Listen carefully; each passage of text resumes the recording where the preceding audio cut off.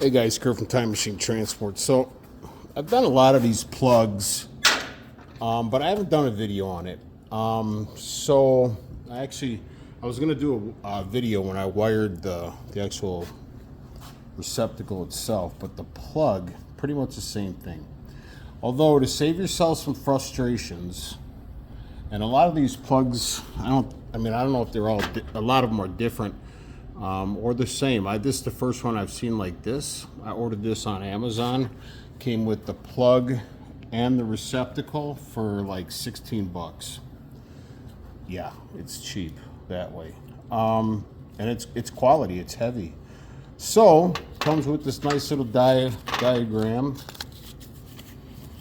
and it's going to tell you exactly where your wires go to the plug. So if you notice, got the big fat one here on the top, that's the ground. This middle one is the blue, like an auxiliary wire. You can see they're both higher. So what I do is I get my wires prepped, and you can see the white one and the blue one are shorter than all the rest. Because when I put the other ones in these, I want this all to go in as a uniform unit. I don't want this wire, cocked back, or this wire cocked back, because it's going to eventually just break loose. And then what I do is I'll take a zip tie and I'll actually zip tie this together once I have the plug wired. And then of course my go-to silicone. Person, I forget his name. Anyways, he said that there are different types of silicone to use. I guess some silicones will deteriorate after time. I looked up that one online. It didn't say anything about deteriorating or corrosion.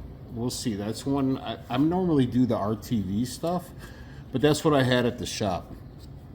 So what you're going to need is, you're going to need obviously the diagram, wire cutters, small screwdriver, and then don't forget you're going to need this little set screw.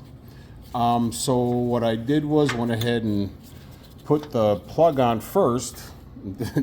I've made the mistake in the past where I actually wired this first and I wasn't able to get the thing on, so I had to take it all apart. So now I'm going to go ahead and put you on pause, and I'm going to go ahead and get it wired, and I'll show you. Well, I'll explain this to you real quick, sorry. So you can see how it's wired. I ripped it, taken out of the box.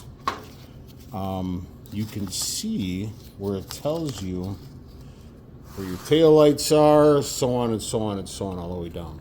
But this is the actual pin layout here. So you're going to do your white top,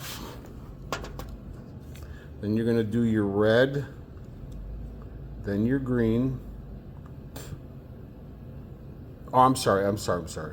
White, brown, green, red, yellow, and black for the final one up at the top. So that's the way you're going to wire it, and I'm going to go ahead and get it started. All right, guys. I forgot to mention, be careful with these little ass screws. You gotta unscrew them to where they're just hanging in there in order to get your wire in there. So what you want is to make sure none of your copper is obviously touching any other copper. I got a little piece there I gotta cut out. Hold on. All right. So another thing, so you could, when I explained your cutting of your wires, so now I don't have a big clump or a wire kind of sticking out, because it was too long going in there. Make sure you don't do that. Don't do that. My mama doesn't do that. Now, what I'm going to do is I'm going to take a zip tie, and I'm going to wrap it here, and I'm just going to cover every one of these screws and where the wire goes into the actual outlet or the actual plug, and that way you're assured that, first off, it's not going to corrode really bad. I can't tell you how many trailer plugs I have pulled out because the wires were busted, corroded, so on and so on, or one was just too big or cut too long or cut too short.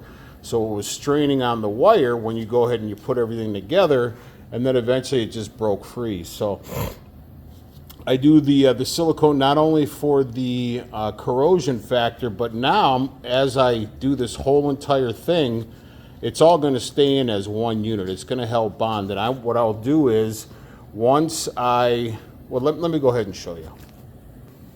All right, guys, so that's the final product right there. Zip tie it, that way the wires aren't just free flowing in there causing pressure onto the actual terminals or lugs, whatever you want to call them. And you don't have to get crazy on it, but just make it so it's secure. Now that way when you go to put anything on there, well, not on there, but as you're pulling your plug inside, you know, all the time with your trailer or truck, whatever the case is, now there's no wires that are going to you know, get loose on your corrosion, whatever the case is. If it does get a little bit of corrosion, it's better to do this than not do this.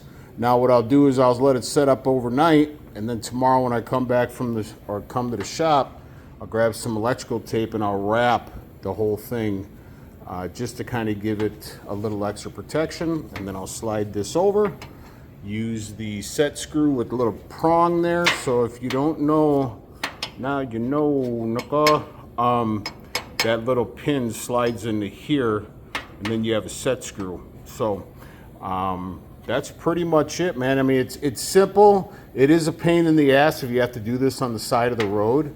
I've had to do that a few times. And just make sure, because I had a problem with my truck when those guys, again, Greg Horsfall, I know it wasn't you, Cody, but the wiring going to the actual receptacle was connected wrong. So I had to change my it was a real pain in the ass. So save yourself that pain in the ass by doing this. Let it set up at night if you have the time, and then wrap some electrical tape around it, close it all up, and you're good to go. Please like and subscribe to the channel. Ciao.